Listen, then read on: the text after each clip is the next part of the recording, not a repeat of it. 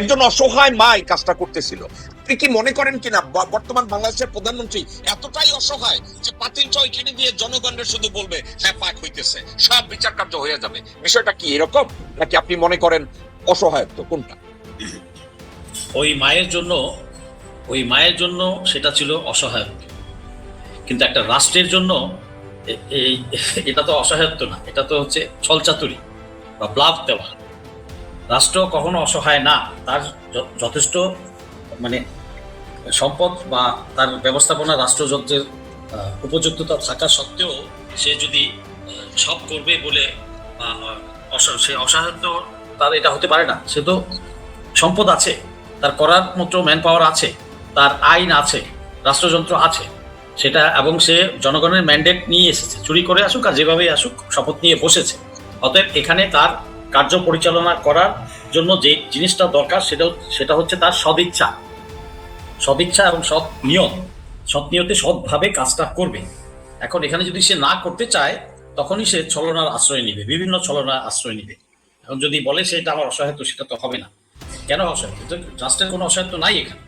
সে ইচ্ছা করলেই সকল বিচার করতে পারে, আইন আছে, আদালত আছে, মানে বিজ্ঞ আইনজীবীরা আছে, স্ট্রাকচার আছে, আইন শৃঙ্খলা বাহিনী আছে, তার বিচার বিভাগ আছে, সবই আছে।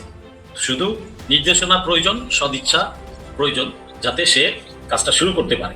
কিন্তু সেখানে সে যদি ব্লাফ দেয়, সেটা ব্লাফ কিন্তু সে নিজেকে দিচ্ছে। কোনো সরকার যদি জনগণকে ব্লাফ দেয় তাহলে জনগণকে সাময়িকভাবে বলতে পারে, বাট সেটা আলটিমেটলি সবার কাছেই পরিষ্কার হয়ে যাবে একটা সময়, এবং সে ধরা খাবে। মূল্যটা তাকেই দিতে হবে, ওই সরকারকেই দিতে হবে। যে সরকার ব্লাফ দিবে জনগণকে, সেটার খেসারতটা ওই সরকারকে দিতে হবে। জনগণের হয়তো সাময়িক কষ্ট হতে পারে, ধৈর্য ধরতে হতে পারে, বাট এটা করে সে কোনো সরকার পার পাবে না। যে কোনো ওয়াদা তাকে পূরণ করতে হবে। ছলনা নিয়ে সময় কাটাবে, টাইম পাস করবে, এটা এই 1970 বা 80 সাল না। এই যুগে, এই টেকনোলজির যুগে সবার কাছে ইনফরমেশন আছে, কোথায় কি আছে, কিভাবে কি হচ্ছে না হচ্ছে, কার কি ইচ্ছা, কার কি মনোভাব, সবাই কিন্তু জেনে যায়। এবং কার সাথে কে আতাত, কিভাবে সে ইঞ্জিনিয়ারিং করে, এগুলো সব কিছু পানির মতো পরিষ্কার সবার কাছে, জনগণের কাছে। তো কেউ যদি বলে যে আমি এটা করব সেটা করব, বাট আলটিমেটলি সে কতটুকু করতে পারবে বা করবে না, এটা জনগণ বুঝে ফেলে। সে কারো কাছে দস্তখত করে এসেছে কিনা, এই কাজ করা যাবে না, যদি আমরা বলি যে করব, তাহলে জনগণের এখানে একটা আস্থার অভাব থাকে। কারণ আমরা তো জানি কিভাবে এসেছে, এবং অলরেডি ইঞ্জিনিয়ারিং করেই এসেছে, এবং আসার পরপরই যে ছোটখাটো পরিবর্তন বা প্রয়োগগুলা এবং সামাজিক যে অবস্থা, চাঁদাবাজি, এটা সেটা কন্ট্রোল করার ব্যাপারে যে দুর্বলতা তার সরকারের বা অনীহা, এটা জনগণের কাছে পরিষ্কার। আমি একটা কথা সরাসরি এখন আসবো। তারেক রহমান বলছে পিলখানা হত্যাকাণ্ড ছিল সার্বভৌমত্ব নস্যাৎ করার অপপ্রয়াস।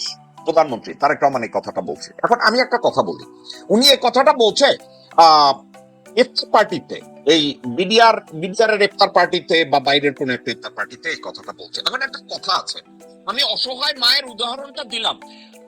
আপনার খেয়াল আছে নির্বাচনের আগে বিএনপি খসড়া জনপ্রিয়তা পাওয়ার জন্য বেশ কিছু কাজ করেছিল। নারী অধিকার, ফ্যামিলি কার্ড, তারপরে কৃষি card, school card, food card, বয়স্ক কার্ড, এ ধরনের। এর পুরোটাই ভণ্ডামি ছিল। আমি বলতে চাচ্ছি, প্রথম কথা, তারেক রহমান যে হঠাৎ করে বিডিআরদের হত্যাকাণ্ডের এই বিচার নিয়ে, সার্বভৌমত্ব নিয়ে যে কথাটা বলেছে, আমি শুনতে চাচ্ছি আপনার মুখ থেকে, আসলে কি বিডিআর হত্যাকাণ্ডের বিচার নিয়ে উনি সিনসিয়ার, এই বিষয়টাকে উনি এভাবে দেখেন অথবা বিচার করবেন, এ ধরনের মানসিকতা নিয়ে এই কথাটা বলছে, নাকি ওনার সস্তা জনপ্রিয়তার দরকার, যেটা ইলেকশনের আগে হয়েছিল? একটা রাজনৈতিক দল অনেক সময় অনেক কিছুর আশ্রয় নেয়, এবং সে হয়তো ওইভাবে কিছুটা সত্য, কিছুটা ছলনার আশ্রয় নিয়েছে। এটা কারণ অবস্থা দৃষ্টে তাই মনে হয়। হ্যাঁ, এখন এটা বিচার, সেটা যদি সে করে থাকে যে ছলনার আশ্রয়, যে আপাতত ধামাচাপা দিই, কিন্তু সেটাতে তার লাভ হবে না, সে ধরা পড়ে যাবে। কারণ এই বিচারটা হচ্ছে আমাদের সার্বভৌমত্বের সাথে রিলেটেড। সার্বভৌমত্বের উপর প্রথম আঘাত আসে এই বিডিআর হত্যার মাধ্যমে, পরিকল্পিতভাবে হত্যাকাণ্ড ঘটা হয়েছে, এবং সেইখানে এই বিষয়টা 17টা বছর 17টা বছর পার হয়ে গেছে। এখনো যদি এই বিষয় নিয়ে কোনো ছলনার আশ্রয় হয়, নেয় তাহলে এটার পরিণতি হবে ভয়াবহ। কারণ মিডিয়ার রিপোর্ট অলরেডি সাবমিট করা হয়েছে, সেটা কিন্তু পাবলিশ করা হয়নি। যদিও সেটা আনক্লাসিফাইড ডকুমেন্ট, ইচ্ছা করলেই পাবলিশ করে দিতে পারে, রাদার এটা পাবলিশ করা উচিত। কিন্তু কেন করছে না, আগের ইন্টারিম গভর্নমেন্ট করলো না, ফাইন, নির্বাচিত সরকার আশায় তারা রেখে গিয়েছেন হয়তো। তো সেটা এখন নির্বাচিত সরকার আজকে 12 তারিখ, আজকে হচ্ছে কত তারিখ, 25 তারিখ, 13 দিন, মানে 2 সপ্তাহ হয়ে গেছে। এখন তার প্রকাশ করা উচিত, অথবা স্পষ্টত কিছু বলা উচিত যে আমরা এটা করব এবং করতে প্রতিজ্ঞাবদ্ধ। কিন্তু আমরা জানি, নির্বাচনের আগে থেকেই আমরা জানি যে দস্তখত দিয়ে এসেছেন বিভিন্ন শর্তে, কোনো বিচার আচার করবেন না, আওয়ামী লীগকে ফিরিয়ে আনবেন, হাসিনাকে ফিরিয়ে আনবেন, অন্যান্য বিরোধী দলকে ঘায়েল করবেন, এই ইত্যাদি ইত্যাদি অনেকগুলা শর্ত সাপেক্ষেই উনি দেশে এসেছেন। এবং দেশে আসার আগেও বলেছিলেন যে আমার আশাটা নির্ভর করছে অন্যদের উপরে। তো যাই হোক, এই সমস্ত জিনিস যদি ইয়েগুলা যদি আমরা লিঙ্ক আপ করি, তাহলে বোঝা যাচ্ছে এখানে একটা শুভঙ্করের ফাঁকি দেওয়ার চেষ্টা হচ্ছে। এক, প্রথমত যেমন স্বরাষ্ট্র উপদেষ্টা একবার বলেছেন যে নতুন কমিশন গঠন, নতুন কি বিচার বিভাগীয় তদন্ত কমিটি গঠন করা হবে। আরে ভাই, ন্যাশনাল কমিশন হয়েছে, এর উপরে আর কি হতে পারে? তোমার জাতীয় তদন্ত কমিটি, সেটা তো আরো নিচে, হাইয়েস্ট একটা বডি তৈরি করে এটা রিপোর্টটা করা হয়েছে এবং সাবমিট করেছে, এর উপর তো কিছু থাকতে পারে না। যা হোক, হয়তো বা জনগণের পালস বুঝেই আবার একদিন পরেই আবার বলেছে না আমরা এটা করব।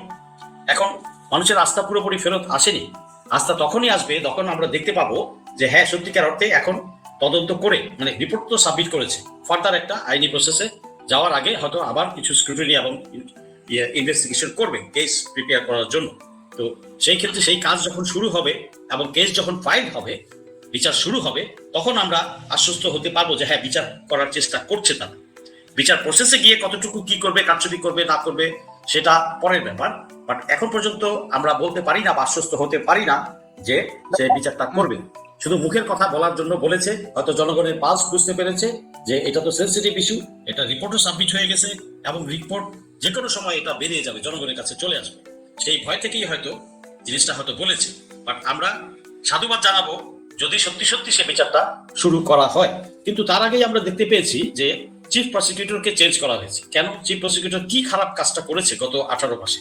অথচ দিন রাত এই অ্যাডভোকেট তাজুল কত না কষ্ট করেছে তারা।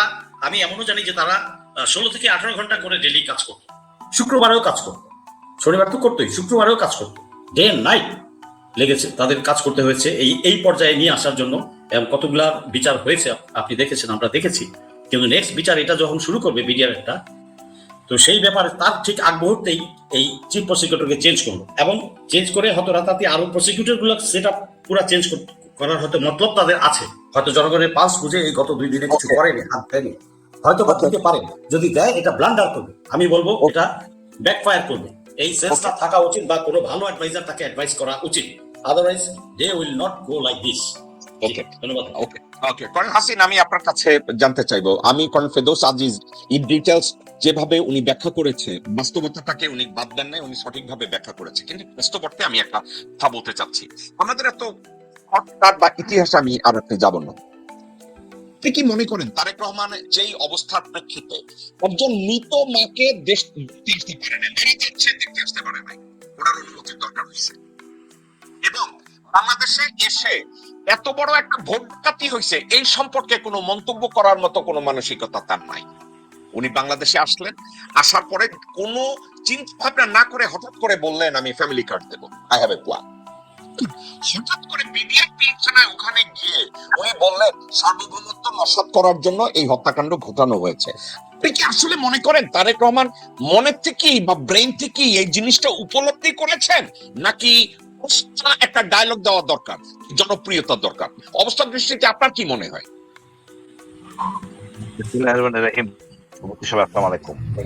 তারেক রহমান সাহেব আমাদের প্রধানমন্ত্রী, যে কথা উনি বলছেন আমি একটু সাধুবাদ জানাই। ওনার মুখ থেকে কথা বলা মানে কতটুকু করবে সেটা পরে দেখতেছি আমরা, সেটা কেমনে করাইতে হয় আমরা সেটা করাই নিবো ইনশাআল্লাহ। এখানে ফাইল নেমে চলবে না, বাট ওনার মুখ থেকে বলছে আমাকে ধন্যবাদ দিই। এখানে দেখেন কাদের বিচার করবেন, সব দোষ তো বিডিআর ঘরে চাপাচ্ছি আমরা, তা তো না। বিডিআর বাইরে কারা ছিল তাদেরকে বিচার করতে হবে, তারা কারা স্পষ্ট কারণ করতে হবে, এই রাজনীতিবিদরা, তারপরে মিডিয়া, এই তদন্ত কর্মকর্তাদের গাফিলতি, তারপরে আপনি মনে করেন যে সকল শৃঙ্খলা বাহিনী দায়িত্ব পালন করে নাই, নানা অজুহাতে ভিতরে ঢুকে নাই, এদের তো বেতন দিয়ে রাখা হয়েছিল, কেন ঢুকে নাই, এদের সবার বিচার করতে হবে। এই খাতগুলিকে আমরা ইনশাল্লাহ, মিডিয়ার যুগ আছে, আমরা কথা বলবো, পরিষ্কার করে দিব যে ওনাকে তখন বাধ্য হবেন করতে, প্রেশারে রাখতে হবে আমাদের। একটা লোক কথা না শুনলে প্রেশারে রাখতে হবে, উনিও প্রেশারে আছেন ভারতের, যে এটা করেন না, এটা করেন না, অনেক কিছু ব্যাপার আছে এখানে। এখানে পরিষ্কারভাবে ভারতের নাম চলে আইছে, এখানে উনি কি করবেন, এখানে কি করণীয়, আন্তর্জাতিক আন্তর্জাতিক যে বিচার ব্যবস্থা আছে সেখানে আবেদন করতে পারেন, সৎসাহ থাকে, তার জন্য আমরা প্রেশার ক্রিয়েট করবো, জনমত সৃষ্টি করবো, প্রেস ক্লাবে কথা বলবো, রাস্তায় কথা বলবো, উনি বাধ্য হবেন। একইভাবে মনে করেন ওরা যে আমার দেশে হস্তক্ষেপ করছে, এই জিনিসটাকে জঙ্গি রাষ্ট্র ভারত, আমরা প্রমাণ করবো। কত বড় সাহস হলে আমার দেশে এসে আমার দেশে সেনাবাহিনী মারে, আমার দেশে একটা বাহিনীকে ধ্বংস করে, এটাকে আমরা বিশ্ব মিডিয়াকে নিয়ে আসতে পারি নাই। 17 বছর আমি বক্তব্য রাখতে পারি নাই। At least তারেক সাহেব এবং আমার এই চুপ্পু সাহেব যাই বলেন, দুজনে এই কথাটা বলছেন, এতদিন তারা জান নাই। কে মানা করছিল চুপ্পু সাহেবকে যাইতে? আমাদের জান নাই তো উনি, বললে উনি বলতেন আমি যাইতে চাই, বলেন তো নাই। তারপর আমি সাধুবাদ দিব, উনি এই কথাটা বলছেন। উনি আরো অনেক কিছুই কমিট করছেন, যেমন ওনাদের দাবি ছিল গ্রেড 1 করা এই দিবসটাকে। অ্যাটলিস্ট আস্তে আস্তে যাই। ভারতকে যেহেতু অনেক কথাই আছে আপত্তি, নির্বাচন নিয়েও অনেক আপত্তি থাকতেই পারে, বাট ওনার আচরণবিধিতে পরিষ্কার হবে। তবে আপনি যে কথাটা বললেন আমাদের সম্পদ নাই, ঠুনকো হাড়ি চড়াইছে মা, আমি এটা মানতে রাজি না। এই কারণে আমাদের সম্পদ প্রচুর আছে, আমাদের সুষম বন্টন নাই, সম্পদ চুরি যাতে না হয় এই জন্য প্রয়োজনীয় ব্যবস্থা নাই। দুইটা ইস্যু, একটা হলো আপনার গুপ্তচর বৃদ্ধি আইন, আর একটা হলো টাকা পাচার আইন। এই দুইটাকে কঠোর এবং দ্রুততম সময় বিচার, এটা করে দেশ ঠিক। এই দুই খাতে গুপ্তচর এবং টাকা পাচার দ্রুততম আইনের মধ্যে ফেলায় বিচার, 3 মাসের মধ্যে ঝামেলা শেষ। আমার বিশ্বাস তাকে সে না মনে পারে না চাইলেও জনমত সৃষ্টি করে এটা করা সম্ভব। আপনাকে আমি একটা কথা বলি, নাসিম ভাই, আপনি ডিজার্টেন্ট হয়েন না। প্রায় প্রতিটি দেশে লোকজন আন্তর্জাতিক অপরাধ ট্রাইব্যুনালে, বাংলাদেশের আন্তর্জাতিক অপরাধ ট্রাইব্যুনাল না, আমি বলছি আইসিটির কথা, ইন্টারন্যাশনাল ক্রিমিনাল কোর্টে ওরা যে ওখানে কেস করতে চায়, আন্তর্জাতিক আদালতে যাবে, হেগে যাবে, জাতিসংঘে যাবে, এই ধরনের কথাবার্তা বলে। আপনাকে আমি ঠান্ডা মাথায় একটা কথা বলি, এই কথাটা আপনাদের দুইজনের জন্য আমার একটা অভিজ্ঞতা আমি শেয়ার করি। এখন থেকে 2 মাস 14 দিন বা 15 দিন আগে নিউ ইয়র্ক সিটির একটা রেস্টুরেন্টে এক ভদ্রলোকের সাথে আমার দেখা হইলো। আমরা ওটা আমার ছিল, আমরা এখানে বলি ব্রাঞ্চ, লাঞ্চও না ব্রেকফাস্টও না, এর মধ্যেই আমরা ব্রাঞ্চ খাইতে বসছি। আমি তো লাকি যে ওই লোকের সাথে ওইখানে আমি কথা বলতে বসছি, এবং সাথে 2 জন কংগ্রেসম্যান। আমি এখন আপনারা বলতেছেন যে ভাই এমন কার সাথে আপনি ব্রেকফাস্ট করছেন যার কথাটা আপনার বলতে হয়েছে। ভদ্রলোকের নাম আব্দুল করিম খান, মোহাম্মদ করিম খান।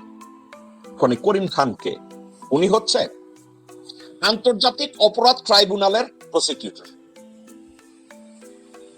ওনার সাথে কথা হইতেছিল একটা কারণে, কারণ বাংলাদেশের এই বিবিআর হত্যাকাণ্ড শুধু না, গুম খুন নিয়ে ওখানে একটা মামলার হিয়ারিং করানো সম্ভব কিনা।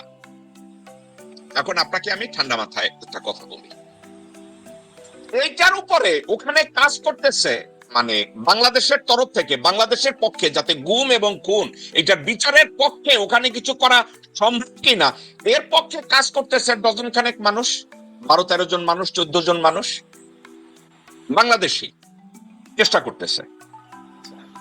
এখন একটা মজার কথা, এই বিচারটা ওখানে যেন হিয়ারিং না হয় এবং এই বিচার কার্য ধারে কিছুর জন্য না যায়, এটার পক্ষে কাজ করতেছে মোর দেন 2000-এর উপরে মানুষ, যারা বাংলাদেশি এবং ভারতীয় সরকার। চাইলে আপনারা বারবার কথায় কথায় বলেন আমরা আন্তর্জাতিক অঙ্গনে যাব, কারণ আন্তর্জাতিক অঙ্গনে যাওয়ার জন্য আমাদের লোক থাকে 12-13 জন, আর এই বিচারটা না হয় আমার আর আপনার ভাই বোনেরা থাকে 2000, এবং তাদের পিছনে থাকে ভারতীয় রাষ্ট্রযন্ত্রের সাহায্য। যতই বিচার ওখানে না হয়, প্রসিকিউশন এই কেস যেন ওনারই কোনো হিয়ারিং না দেয়, কোনো মোশন প্র্যাকটিস না হয়, আরেক কাছেও না যায়। এখন এই কথাটাকে কেন বললাম? আপনি বলছেন না আন্তর্জাতিক ভাবে আমরা বিচার, আপনি কি জানেন করিম খান যাওয়ার আগে কি বলছে? বলছে জেকব, তুমি আগে তোমার দেশে বিচারটা হইতে পারো কিনা এটার উপরে কাজ করো, আন্তর্জাতিক অঙ্গনে তোমরা ফাইট করতে গেলে লবিতে তোমরা পারবা না। এখন আপনি বলবেন জেকব ভাই আপনি তো হতাশার কথা কইলেন। না রে ভাই, আমি কর্নেল ফেরদৌস আজিজের কথাটাকে প্র্যাগমেটিক ভাবে নিছি, আবার আপনার কথাটারও আমি অত্যন্ত আশাবাদের সাথে নিছি যে আমি খুশি তারেক রহমান এই কথাটা কইছে, তারে দিয়ে করাবো। একটা কথা, আর এটা সত্য কথা, তারেক রহমানের উপরে ইন্ডিয়ার প্রেসার আছে, তারেক রহমানের উপরে ওয়াকারের প্রেসার আছে, তারেক রহমানের উপরে সশস্ত্র বাহিনীর প্রেসার আছে যাতে এই বিচারটা না হয়, তারেক রহমানের উপরে আওয়ামী লীগের প্রেসার আছে, তারেক রহমানের উপরে এস আলমের প্রেসার আছে, তারেক রহমানের উপরে সালাউদ্দিন আমির খসরু মাহমুদের প্রেসার আছে যাতে এই বিচার না হয়। দেখুন, তারেক রহমানের হাতকে শক্তিশালী করার জন্য দুইটা জিনিস দরকার। এক হইতেছে ওনার স্ট্রং মাইন্ডসেট দরকার, এবং রাস্তায় বিশাল আন্দোলন দরকার। ওই 12 জনের আন্দোলন না, বিশাল আন্দোলন দরকার। তারেক রহমান যেন তার অপোজিশনের লোকজন রে বলতে পারে, দেখো এই বিচার আমার করতে হবে, রাস্তায় লক্ষ লক্ষ লোকজন প্রতিদিন আছে। আমি যে সিনারিওটা বললাম, আপনার কি মনে হয় এটা বাংলাদেশের জনগণ ওই রাস্তায় লক্ষ লক্ষ জনগণ নামবে, নাকি আমরা আন্তর্জাতিক মহলে বিচার চাইতে যাবো? 12 জনে বিচার চাই আর 2000 বিচার চাই না। হাসিন ভাই, এবার আপনি মন্তব্য করেন। ভাই, আমাদের অনেক পেন্ডিং ইস্যু আছে, এবং ছাত্রদের আজকে থেকে মনে করেন আওয়ামী লীগ সরকারের অত 2 বছর আগের সরকার এখনকার সরকার পার্থক্য আছে। এই ছাত্রদের জিনিসটাকে আপনি অ্যাড্রেস করতে হবে। সালাউদ্দিন সাহেব, আমাদের স্বরাষ্ট্রমন্ত্রী, এবং তারেক সাহেব এই বিপ্লবটা দেখেন নাই, আমাদের নিজ চোখে দেখা। এই স্পিডটা বন্ধ করতে পারে না। পেন্ডিং ইস্যু আছে হাদি বিচার, আর এই গুম খুনে বিচার না হয়, আমাকে এখনই নক করতেছে বারে বারে 28 তারিখ যাওয়ার জন্য গুম খুন নিয়ে কথা বলতে হবে। কথা হলো এই বিচার না করে পারবেন না, বিচার করতেই হবে। আমি দণ্ড নিয়ে তেমন মাথা ব্যথা নাই, বাট ঘটনা ঘটছে, স্বীকার করতে হবে যে এইভাবে করুক, যেভাবে করুক করতেই হবে। সেনা প্রধান হারে 2 মাথা নাই, উনি তারেক রহমানের 6 নয় বুঝাবেন, ওই দিন শেষ। হয়তো সাপোর্ট করছে বা যাই করুক, এখন প্রধানমন্ত্রী তার ক্ষমতার মানে পরিবেশে কাছেও আসতে পারবে না। এখন এই সময় আমি মনে করি আমি হতাশ না। 28 তারিখে মনে হয় গ্রামের একটা ইফতার ভোজ আছে, তারেক রহমান সেখানে আসতেছেন। গুড সাইন, এটা গুড সাইন যে এই যে সৌহার্দ্যপূর্ণ সম্পর্ক এটা ছিল না আমাদের, এটা ফিরে আসা দরকার। আমরা আগে ঐক্যে পৌঁছি, দেশের সমস্যাটা কোথায়, তারপরে আলোচনা করি থ্রেটটা কতখানি। কেন পারবো না? আমরা কেন ভারতকে ভয় পাই ভাই? ভারতে 3টা ক্যাম্প নিয়ে নিছে মণিপুর গেরিলারা, হেলিকপ্টার ফালায় ভারতে চলে গেছে, তারপরও কি আমাদের ভারতকে ভয় পাইতে হবে? আমরা এক জাতির দেশ। আমি জানি না তারেক রহমান এটা আমলে নেবেন, ওনার সাথে পূর্ব সমগ্র জনগোষ্ঠী আছে, ভয় পাওয়ার কিছু নাই, এক জাতির দেশ। আমি আশাবাদী এই দেশে বিচার হবে। আইসিডি চিফ প্রসিকিউটর সরানো হয়েছে, এটা দুঃখজনক। ওনারা যেভাবে কাজ করছেন দিন রাত এই রাজশাহী, বলেশ্বর নদী, সুন্দরবন কোথায় ফালাইতো, কত কষ্ট করে আইছে, নিজ প্রচেষ্টা নিজেরা করছেন, এবং একটা আমি খাইতেও পারেন। আমি দেখছি যে আমি র্যাবে যখন কাজ করতাম টিম নিয়ে, ওর চেয়েও ইয়াং স্পিডে এগুলি করছে। এখন এটা ভাতা দেওয়ার কোনো অবকাশ নাই। আমার সাক্ষী আমি দিয়ে দিছি, আইনজীবী সাক্ষীটা আগামী রোববার শেষে যাবেন ইনশাআল্লাহ। আর্মি সাইড হয়ে গেছে, আরমানেটটা হয়ে গেছে, আগে 2 জন আছে, এখানে তো আর কিছু করতে পারবেন না। সাক্ষী এবং ক্রস এক্সামিনেশন হয়ে গেছে, বিচার তার করতেই হবে। আমরা সরজমিনে দেখাই দিছি এইটা আয়না ঘর। সুতরাং এখানে আসলে পার অবকাশ নাই। দণ্ড কমাইতে পারবেন তো পার অবকাশ নাই। ওকে হাসিন ভাই, আমি একটা কথা বলি। আপনি একটা কথা বলছেন আরমানের সাক্ষী হইছে। আরমানের সাক্ষী গতকালকে, অর্থাৎ এই আপনাদের বাংলাদেশে দিনের বেলায় হওয়ার কথা ছিল, আরমান যায় নাই। এই সাক্ষীটা আবার মার্চ মাসে পিছানো হয়েছে, আর একটা সাক্ষীর জন্য তাকে ডাকার কথা ছিল। আমি একটা কথা বলি, সাবজেক্ট টু ক্রিটিক্যাল। সাক্ষীটা যাওয়ার কথা ছিল, যায় না। এখন আরো একটা দেখেন, আরো একটা বিচার হওয়ার কথা ছিল এই জুলাই আগস্ট বিপ্লবের সময় সজিব আহমেদ ওয়াজেদ এবং পোলকের ভূমিকা নিয়ে, ওখানেও তাদের যাওয়ার কথা ছিল, কিন্তু দেখা গেছে ওখানে সাক্ষী যায় নাই। তাজুল ইসলামকে সরানো হইল, হঠাৎ করে দেখা গেল 2টা মামলায় সাক্ষী যায় নাই এবং একটু পিছানো হইল। বাংলাদেশের কালচার অনুযায়ী বিচারের ডেট কতবারের জন্য মুলতবি হয়, পিছায়। আপনি কি মনে করেন তাজুলের চলল এবং এই সাক্ষী না আসা শুরু হয়ে গেল, নাকি সাক্ষীদেরকে পিছন থেকে বলা হয়েছে যে তোমরা এখানে আসবে না? কোনটা? সবই সম্ভব। একটা জিনিস বুঝতে হবে, আপনার যে দেখেন এই যে আমাদের আইসিটির মামলাগুলি, আর্মিরটা বিশেষ করে ডিজেফাইয়ের, একটা কথা তারা বলে নাই, স্বীকারও করে নাই। এখন সেই আর্মির সেনাপ্রধানের ভয় বলেন, ডিজেফাইয়ের ভয় বলেন, এরা কিন্তু সেই সক্ষমতা পাবে না। আমি আশাবাদী সত্য কথা বলবে, এর বাটপারি চলবে না তো। ওখানে আইসিটি গেছে, প্রসিকিউটর টিম গেছে, আমরা দেখাই দিচ্ছি এই রূপ এই ঘর, কোথায় যাবে? ওই বলে রাজপথ খোলা আছে, কোনো অসুবিধা নাই। বিচার তার করতে হবে, অপরাধ করতে স্বীকার করতে হবে। আমি তো বলি আপনি অপরাধ স্বীকার করেন, বলেন শেখ হাসিনার জন্য এটা করছি, আর অনুতপ্ত আমরা ক্ষমা চাই। এটা পর্যন্ত কোনো বাহিনী ছোট হয় না। এটা আমরা বাধ্য করে হ্যাডম করে এই চুক্তিতে আনে থাকেন, যদি তারেক সাহেব মাফ করে দিবে, তারেক সাহেব সেই ক্ষমতা নাই। এটা দেখছেন মায়া জামাই লেফটেন্যান্ট কর্নেল সে রেহাই পায় নাই। এটা বোকার সঙ্গে বাস করতে সবাই, তার সাইড এরা সবাই বোকার সঙ্গে বাস করতে চায়। আইন তার আইনের গতিতে চলবে। সুতরাং এখান থেকে মাপ পাওয়ার স্কোপ নাই, দিলে হইতে পারে, বাট বিচার হইতে হবে। ইনশাআল্লাহ আমি আশাবাদী। আমার মনে হয় অনেক মিলিটারি অফিসার আছেন আশেপাশে, যাই হোক এখান থেকে পার পাওয়ার কোনো স্কোপ নেই। তার একমাত্র তো নিজের ইজ্জতের জন্য তার মাকে কষ্ট করে যে নির্মম ভাবে ক্যান্টনমেন্টে বের করে দিছে এই মামুন খালেদ গং, ওনার তো রক্ত যদি মায়ের হয়ে থাকে উনি বিচার করবেন। উনি যদি ওনার গায়ে হাত তুলছে যারা, উনি যদি রক্ত মানুষের হন, ওনার বিচার করা উচিত। সেনাবাহিনী থাকবে তার ক্যান্টনমেন্টে বেরাকে, কেন ওই সেই দলীয় গোয়েন্দা হবে? আমি এটা পছন্দ করি না। ওনার স্বার্থে যদি না করেন উনি ক্ষতিগ্রস্ত হবেন, অন্য কেউ না। আর তারেক রহমান প্রধানমন্ত্রীকে বলবো, আওয়ামী লীগ নিয়ে লাফানোর দরকার নাই। যদি আওয়ামী লীগ বেশি আসে আপনার ভোট কাটা যাবে, আপনি ক্ষতিগ্রস্ত হবেন, আপনি বিপদে পড়বেন।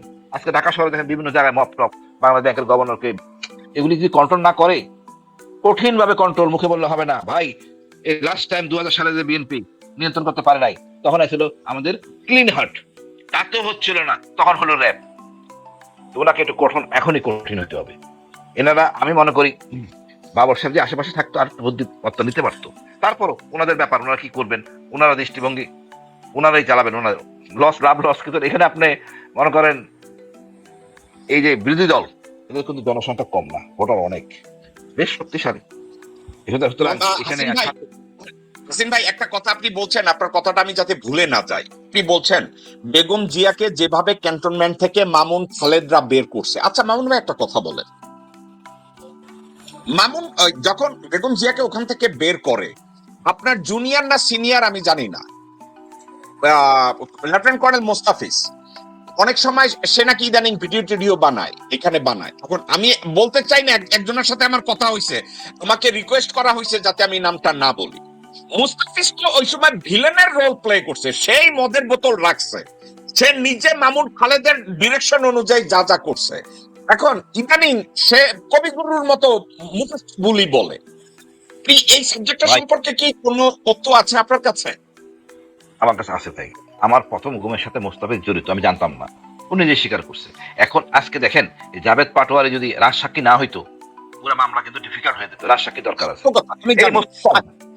মোস্তাফিজ ছিল ওখানে।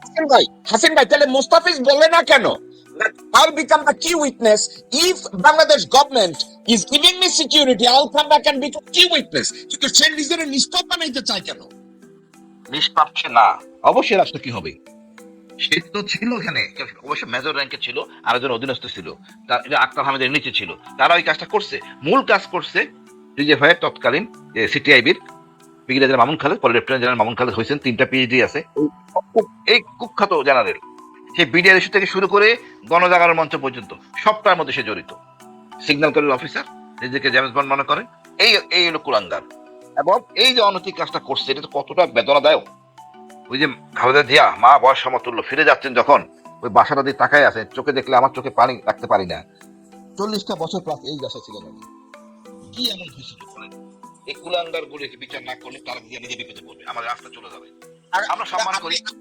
আচ্ছা, তাইলে আপনি বলতে চাচ্ছেন মেজর মোস্তাফিজ নিজে, এখন লেফটেন্যান্ট কর্নেল মোস্তাফিজ, সে নিজে এই অপরাধের সাথে জড়িত ছিল, কিন্তু he is not the main player, he was just executioner of the order of Mamun Khaled. আপনি এই কথাটা বলতে চাচ্ছেন?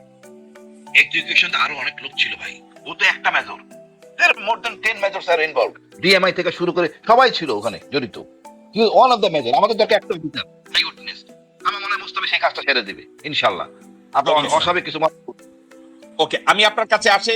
কর্নেল ফেরদৌস আজিজ, আপনি কি মনে করেন যে লেফটেন্যান্ট কর্নেল মোস্তাফিজ যদি বলে that if Bangladesh government is going to give me security and ask me to become key witness, তাহলে আপনি কি মনে করেন লেফটেন্যান্ট কর্নেল মোস্তাফিজ সম্পর্কে আপনার কোনো ধারণা আছে কিনা জানি না, আপনি মনে করেন কিনা উনি ওখানে যাবেন এবং সত্য কথা বলবেন? হ্যাঁ, আমি মনে করি যে তাকে যদি শর্ত দেওয়া হয় এইভাবে এবং সিকিউরিটি দেওয়া হয়, তাহলে সে আসবে, এটাই আমি বিশ্বাস করি। কারণ সে যে ভুলগুলা করে গেছে, যে স্বীকার করতে পারছে যে হ্যাঁ এই ভুলগুলা করেছি, আমি আদিষ্ট হয়ে করেছি, আর পরবর্তীতে সে চাকরি ছেড়ে দিয়ে চলে গেছে, এবং চলে যাওয়ার পর বাইরে গিয়ে সে কথাগুলো বলেছে। দেশে থাকলে হয়তো বলতে পারতো না, সবার তো আর ভুলটা একরকম না। সে বাইরে গিয়ে সত্যটা বলে ফেলেছে, তার বিবেকের তাড়না যে হ্যাঁ এই করেছে। হাসিনের তাকে আদেশ দেওয়া হয়েছিল কাকে সাবজেক্টটাকে কাকে পিক আপ করবে সেটা সে জানতো না, বাট ওখানে যাওয়ার পরে তারপরে হাসিনকে পিক আপের সময় মানে কিডন্যাপ করার সময় তখন জানলো যে হাসিন স্যারকেই কিডন্যাপ করতে পাঠাইছে। এটা সে নিজেও লাইক করে নাই। তো আমার বিশ্বাস মোস্তফিজ তার ভিতরে যে রিয়েলাইজটা এসেছে সে এই কাজটা করতে সম্মত হবে, এটা আমি বিশ্বাস করি। কারণ তার সাথে আমি 2-3টা টক শোতে করেছি, কথা বলেছি, তার মনোভাব বা আচরণ দেখে যেটা মনে হয়েছে এবং তার বিভিন্ন টক শো আমি শুনেছি, তাতে এটা আমি আশা রাখতে পারি যে সে এই কাজটা করবে। কারণ মানুষ যখন বুঝতে পারে যে এটা অন্যায় হয়েছে, সে অন্যায় বোধ থেকে সে মুক্তি পেতে চায়, সে চাবে। আর হয় সে অন্যায় থেকে মুক্তি পাইতে চাবে মানে, অথবা সে নিজে একজন দোষী হিসেবে সাব্যস্ত হবে ওই কেসে। অতএব নিশ্চয়ই সে তার বোধোদয় যেহেতু হয়েছে, তো সে এটাতে রাজি হবে বলে আমি বিশ্বাস করি। এখন কথা হচ্ছে রাষ্ট্র চায় কি না, রাষ্ট্র তো চাই যে হ্যাঁ এটা এই জন্য তো করবো। এই জন্য বললাম তারেক সাহেব যদি রক্তে মাংসে রক্ত থাকে বাপ মার কি শুটে না যদি থাকে, তাহলে আমি মনে করি হাসিন ভাই আমি আপনার সাথে একমত, কিন্তু আপনাদের দুইজনকে আমি এবার একটা কথা, এই কথাটা হাসিন ভাই টানছে, আজকের এই সাবজেক্ট আমার টানার ইচ্ছা ছিল না, কিন্তু হাসিন ভাই টানছে। শুধু বেগম জিয়াকে ওই মইনুল রোডের বাড়ি থেকে বের করেছে সেটা না, আমি এখন একটা ছোট্ট ভিডিও ক্লিপ দেখাবো, দেখেন এটা মনে পড়ে কিনা আপনাদের।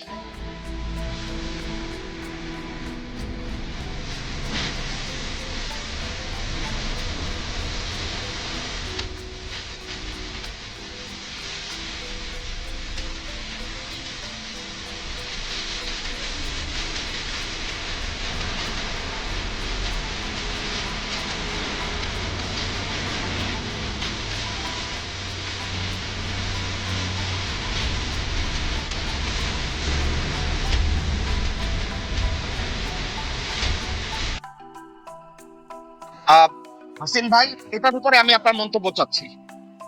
ভাই সব ক্ষমা উত্তম নয়, কিছু ক্ষমা দরকার আগামী প্রজন্মের সদা রাখার জন্য। আমি বিশ্বাস করি তারেক সাহেব এই বিচার করবেন এবং এর উচিত এবং এটা করতে হবে।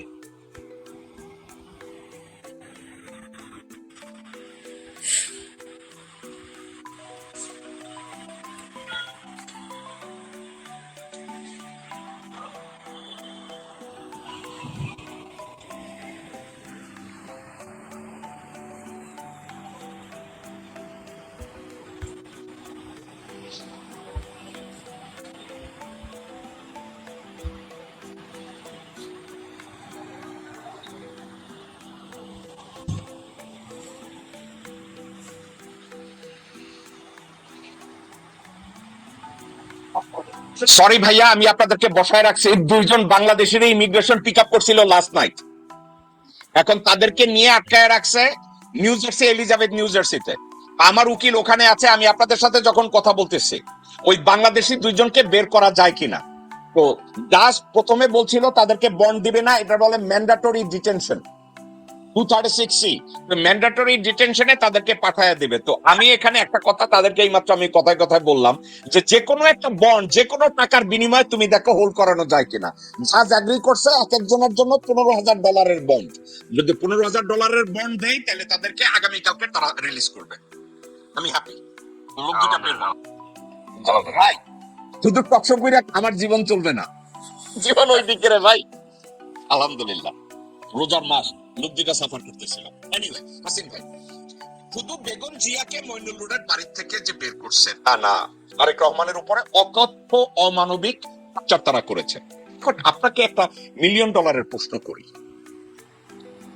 পৃথিবীর কোন সভ্য দেশে পুলিশরা মানুষের গায়ে হাত তুলে না, তাদেরকে ইন্টারোগেট মানে প্রশ্ন করে, একের পর এক প্রশ্ন করে, স্লিপ প্রফেশনের জন্য তারা যায়।